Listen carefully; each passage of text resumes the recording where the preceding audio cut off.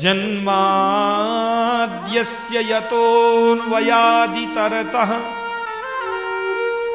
चार्थेष्वभिज्ञः स्वराट् तेने ब्रह्महृदाय आदिकवये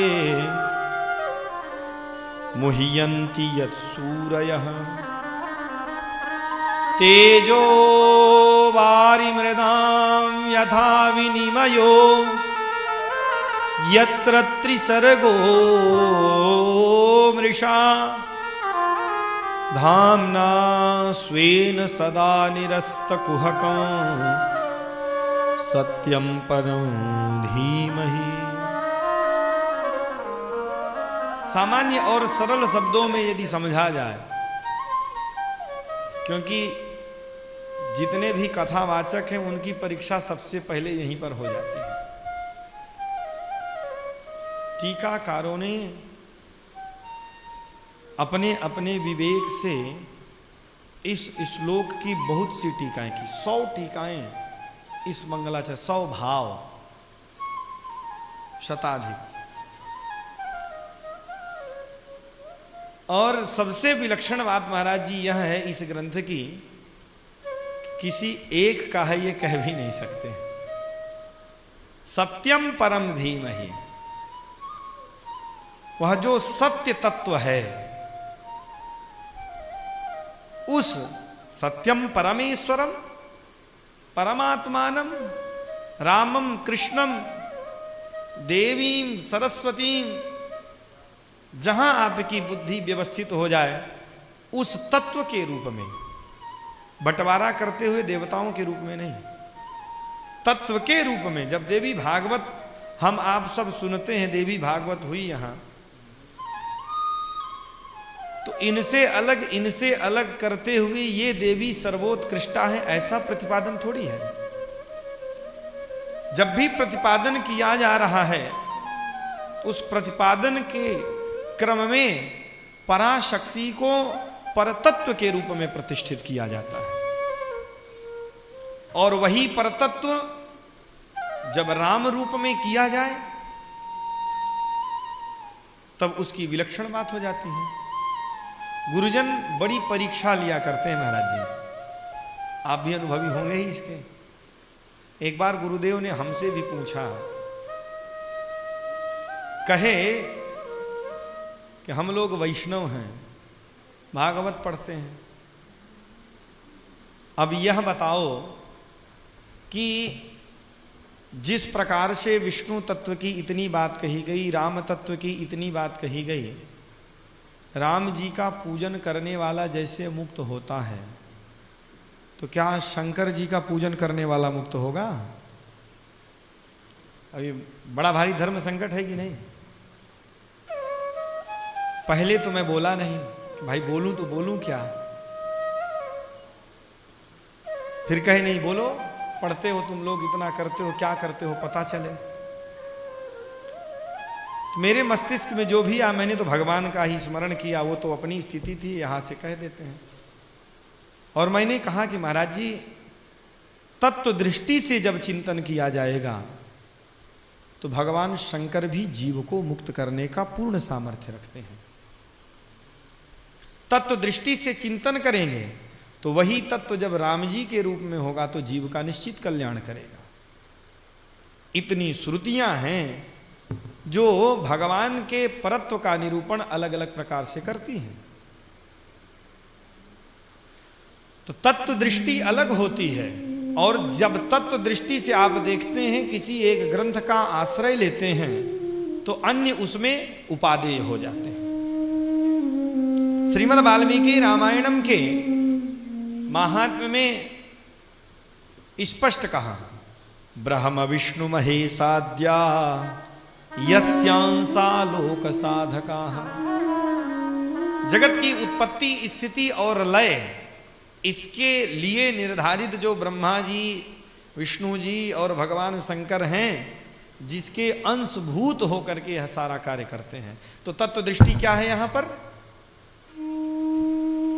और वही आप कहिए तो तन्मे मनः शिव संकल्पमस्तु, मे मनः शिवम कल्याणम। इस दिव्य ग्रंथ की यह विलक्षणता है। भगवान के इस स्वरूप में जब हम आप सब लगेंगे तो यह तत्व दृष्टि से चिंतन करते हुए जीव जहां भी इष्ट बुद्धि रख रहा होगा उसको अपनी ओर आकृष्ट कर लेते हैं। अब मैं उसमें नहीं जाऊंगा, नहीं विषयांतर प्रतीत होने लगेगा, नहीं देवी भागवत में भगवती देवी के स्वरूप का निरूपण करते हुए कैसे सृष्टि होती है, जल से बुलबुले से फिर आकाश, आकाशाद वायु, वायु और अग्नि, ये सारा निरूपण तो आया ही है। तो भगवान भी वंदन करते हुए सत्यम परम धीमहि यही चिंताया, ऐसे सत्य का हम ध्यान करते हैं, चिंतन करते हैं।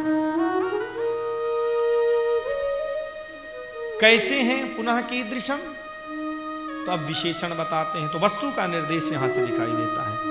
जन्माद्यस्य यतः, जिसके द्वारा जन्म आदि हो जाए, अन्वयात व्यतिरेकात, उसके रहने पर भी जितना कार्य होगा तो भगवान के रहने पर ही होगा, यही समझना चाहिए।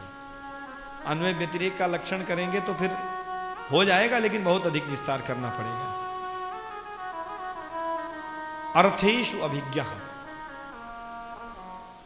हम सबका ज्ञान जो है संकुचित है। अभितः जानाति, सर्वतः जानाति। स्वराट, अपनी सत्ता के लिए भगवान को अन्य किसी की आवश्यकता नहीं है। संपूर्ण जगत में जितना भी ज्ञान विज्ञान दिखाई देता है, इसके मूल कारण सृष्टि के आदि में ब्रह्मा जी को भगवान प्रकट करते हैं। जगत तक की इस सृष्टि स्वयं भगवान करते हैं, फिर ब्रह्मा जी को प्रकट करके ब्रह्मा जी के अंदर अंतर्यामी रूप से प्रविष्ट होते हैं और ब्रह्मा जी के प्रेरक होकर के ब्रह्मा जी से सारा कार्य करवाते हैं। तो अंतर्यामी से प्रविष्ट होकर के करवाने के कारण भगवान स्वयं कर्ता भी हो जाते हैं और प्रेरक होने के कारण कारिता भी हो जाते हैं। तो ऐसे ब्रह्मा जी को जो सारा ज्ञान है भगवान ही कराते हैं। जितने भी विद्वान कहे गए, क्या वे सारे भगवान के विषय में जान सकते हैं? कहा न। मुह्यंति सूरयः अपि मुह्यंति अन्येषां तु वार्ता भिन्ना। तद विष्णोः परमं पदम सदा पश्यन्ति सूरयः, जो नित्य निरंतर भगवान के दिव्य स्वरूप का चरण कमलों का चिंतन करते हैं, वे भी भगवान का इदम इत्थम एव ऐसा कहने का सामर्थ्य नहीं रखते हैं। हम इतना समझ पा रहे हैं। यही भगवान की ऐसी दिव्य विलक्षण माया है कि जल में अग्नि का, अग्नि में जल का, पृथ्वी में जल का पूरा विनिमय व्यतिक्रम दिखाई ही देता रहता है। अन्यस्मिन् अन्यस्य प्रत्यवभाषः, दूसरे में दूसरे की प्रतीति का होना ही यही विनिमय है।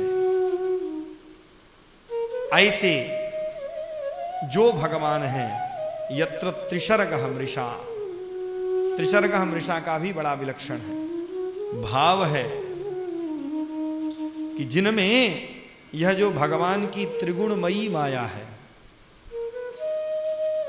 त्रयः सर्गाः,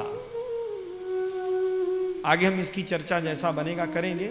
सामान्य अर्थ में देखें तो जागृत, स्वप्न, सुषुप्ति में प्रतीयमान जो पदार्थ है, जब तक प्रतीत होता है भगवान की सत्ता से ही प्रतीत होता है, स्वयं की उसकी कोई सत्ता नहीं है।